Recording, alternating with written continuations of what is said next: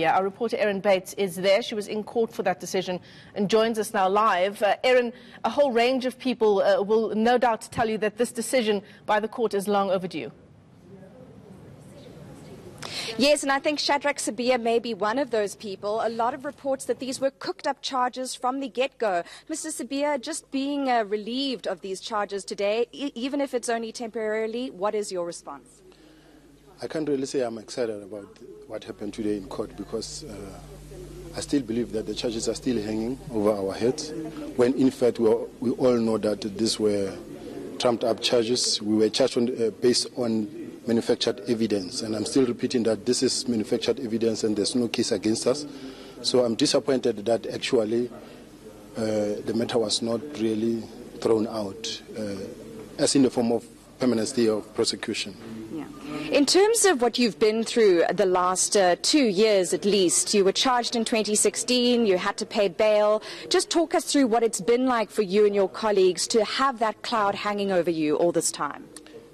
It has been a painful experience. We lost our jobs as a result of this case, bogus case, and we went through, we were charged through the cells.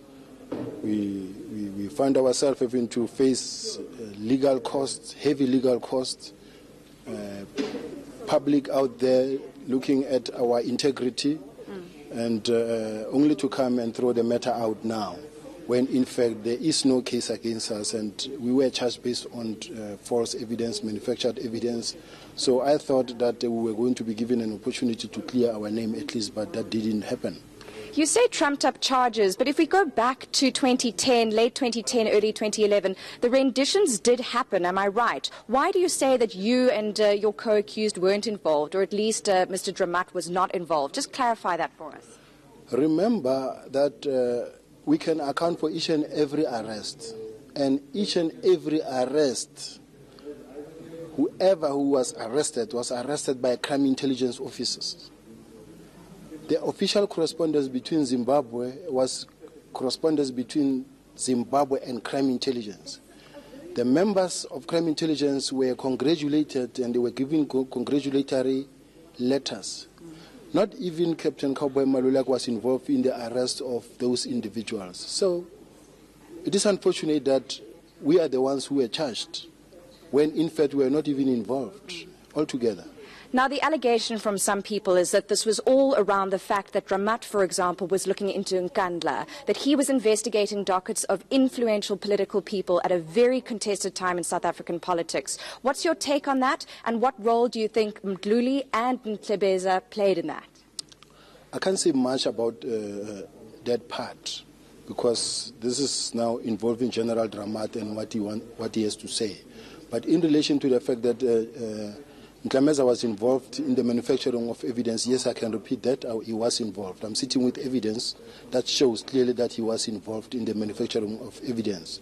He could not have, in fact, been involved in this investigation himself, because remember, he replaced General Dramat, and once the office of General Dramat is under investigation, which means his office was under investigation, there was no way he could actually have taken over the investigation to an extent that he had to go and take or seize the docket from IPIT. It was not his mandate to investigate or to take over investigation from IP.